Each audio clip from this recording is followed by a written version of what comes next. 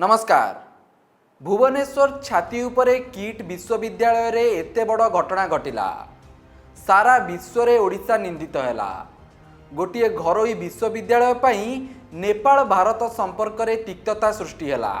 हेले ए प्रसंग रे राज्यर दुई प्रमुख राजनैतिक दल बीजेडी और बीजेपी मुहरे ताला पकाई देले। किछि नेता सामाजिक गणमाध्यम और साधारण रे निज मत रखुचंती सत, किंतु ए प्रसंग रे एपर्यंत विधिबद्ध सांबादिक सम्मिलनीटीए करा जाई निंदा करागला नहीं। राज्य रे बीजेपी सरकार रे अछि। सरकारी स्तर रे घटनार तदंत मध्य चलिछि। प्रथमे प्रथमे भुवनेश्वर एकाम्र विधायक बाबू सिंह ए प्रसंग रे किट प्रतिष्ठाता अच्युत सामंतक गिरफ दाबी करथिले।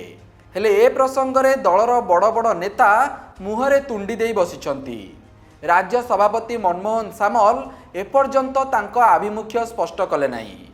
सबुठारु बड़ कथा हैला घटना घटिला भुवनेश्वर रे, हेले दलर सबुठारु भोकाल नेत्री तथा भुवनेश्वर सांसद अपराजिता षडंगी एपर्यंत मुह खोलिले नहीं।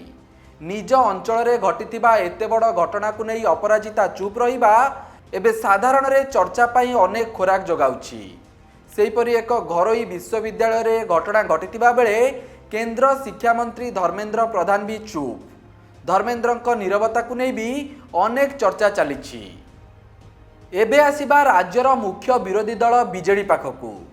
राज्य राजधानी उपरे एते बड़ घटना घटिला। विरोधी दल हिसाब रे ए प्रसंग को जोरदार उठाई सरकार को बीजेडी घेरिबा कथा, किंतु राज्यर मुख्य विरोधी दल एजाए मुह खोलिलानी। चुप रहिबार भी अनेक कारण रहिछि। सबुठारु बड़ कारण हैला किट्र प्रतिष्ठाता अच्युत सामंत बीजेडी ही सांसद थिले।